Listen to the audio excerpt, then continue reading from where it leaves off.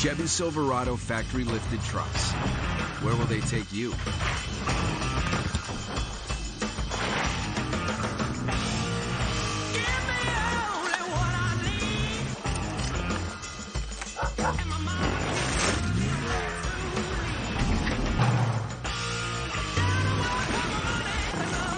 Silverado's ER2, Trail Boss, and Custom Trail Boss.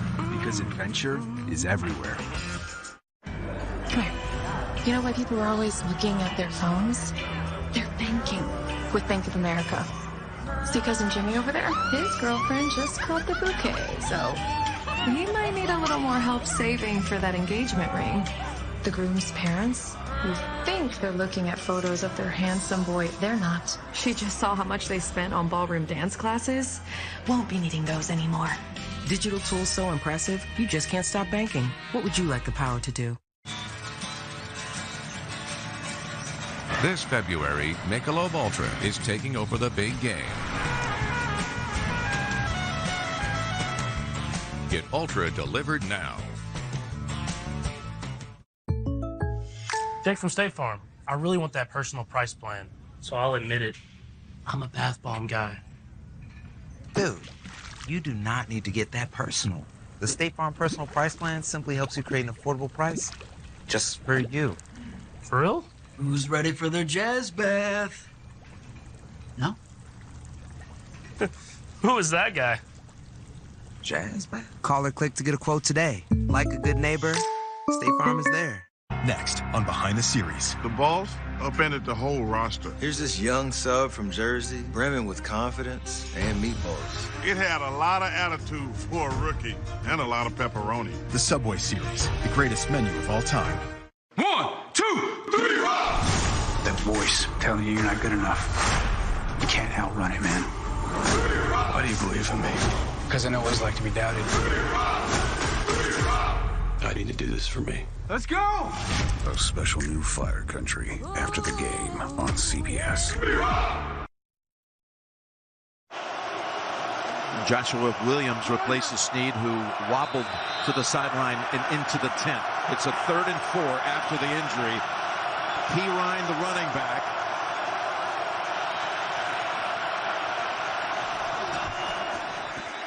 And Burrow steps up into the pocket. It's going to take off for it. He's going to get it. There is a marker down. I think this will go against Cincinnati. Burrow showing off his legs. He did a good job of that in week 13. He ran it 11 times in that game for a touchdown and almost 50 yards. Before the ball was snapped, false start. Offense number 77, 5-yard penalty. It's 3rd down. Please reset the game clock in 13 minutes, 15 seconds. 13-15. The clock will start on my signal. Ron Torbert, the referee for this crew. You could see right there, we couldn't even hear that up here. This is incredibly loud. Kansas City's fan base is showing up big time right now, and Burrow is yelling in the huddle. 3rd and 9. Now they're after him. They got him. That's Clark who finishes it off. Dana got to him first. This is how Kansas City wanted to start. Don't give up that first drive. The touchdown, Cincinnati's incredible at it, but Dana, 51, pushes the left guard all the way into the back. Volson, who's actually one of the 2 starters for most of the year, that's here with the 3 injuries, and then Clark finishes it off. So the decision to put the football in the hands of Cincinnati, again, a powerful first quarter team and first possession team. It paid off. They take him off the field after they pick up only 1 first down. Crispin, the punter, got a game ball from Coach Taylor last week for his efforts against the Bills. Low kick, though. And Tony, chance to go return. And under a bunch of bodies at the 36. 53-yard punt, 12-yard run, back and out. He comes, Patrick Mahomes. Second quarterback to start 5 conference championship games at home. And he's only 27 years old. He's in rarefied air right now, Jim. This is crazy. Patrick Mahomes, every season he starts, he shows up in the AFC championship game like you just said, and that's not a normal thing. There's Kelsey in a slot to the right. Noah Gray, another tight end, comes over by Kelsey. They're going to run it with Pacheco, the rookie who has come on big the second half of the season, and he's held to just a pickup of 1. Both these defenses know who they're going against. Patrick Mahomes right here, Burrow on the other side. These offenses are incredible, and so most teams play what I call a shell defense. They want to take the top and make sure you don't get any chunk plays, big plays. Keep it in front of you, make them drive the length of the field. That's why you've got to get the ball to your running backs in this game. Highest scoring team in the league, #1 in total offense. 2nd and 9. They fake it to Pacheco. Now they're going to throw it over his way.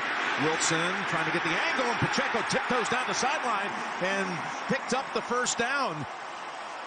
Wilson unable to shove him out of bounds, and a gain of 16. This is why when I talked about Mahomes' injury, we're going to watch him early in this game. We've talked about it all week.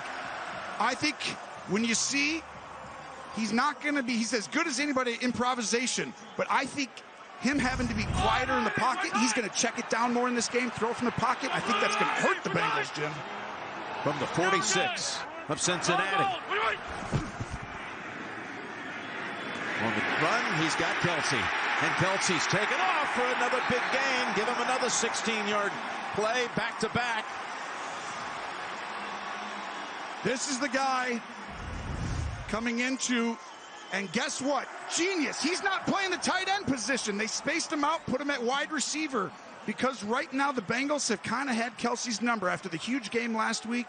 Huge focal point to get your hands on him, double team him, but when he's playing out there at wide receiver, you can't help with all the guys inside. Great design by Eric Bieniemy and Andy Reid. Kelsey to the sidelines for this first down snap. McKinnon is the running back. He's a big presence in the pass game.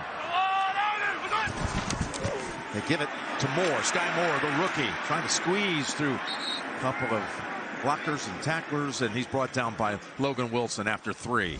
And right there for all the other organizations out there, that's Lou Anarumo, defensive coordinator. This should be a guy at the top of your list. The game plan he had against Buffalo last week was incredible. And remember what he did in the AFC Championship game last year, and his second half adjustments all year and in that championship game has been the difference in big games. Yeah, they had an 18-point deficit, switched things around, and dominated the second half. Pulled out the win in overtime as Pacheco in traffic, maybe a yard. You see number 17 at the top there, McCole Hardman is back. He's been out with injury since week 9, so that's another possible, I should say, X factor in this game today. I think you're exactly right. He adds another element with the speed. When you lost Tyreek Hill, you still had Hardman, and obviously the injuries and such, that's hurt. But his ability to get down the field puts pressure on the defense, and that scares you as a defensive coordinator. You might not have certain calls because of it.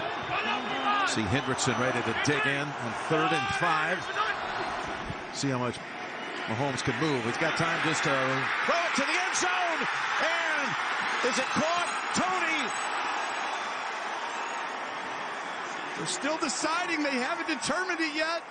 Said incomplete. Incomplete now, you're right. Oh, my goodness, that was a perfectly thrown ball. The ruling on the field is an incomplete pass. It's 4th down. Well, the official was standing right there, not even 2 yards away from it. Hilton on the coverage, and what is going on here? Did the ball make contact with the ground? Because his back is to the official, so the official did not have a clean look at this, the one who made the call. I would throw the flag against Kansas City, even though he might have dropped it, but it's... Here comes the challenge flag. They threw the challenge flag. It's interesting. Gene Steratore, the official that ruled it incomplete, would not have seen what happened as far as movement with the football because Tony had his back turned to him. Exactly, Jim. Right now you're dealing with different angles, Kansas City right? has challenged the ruling on the field of an incomplete pass. The previous play is under further review.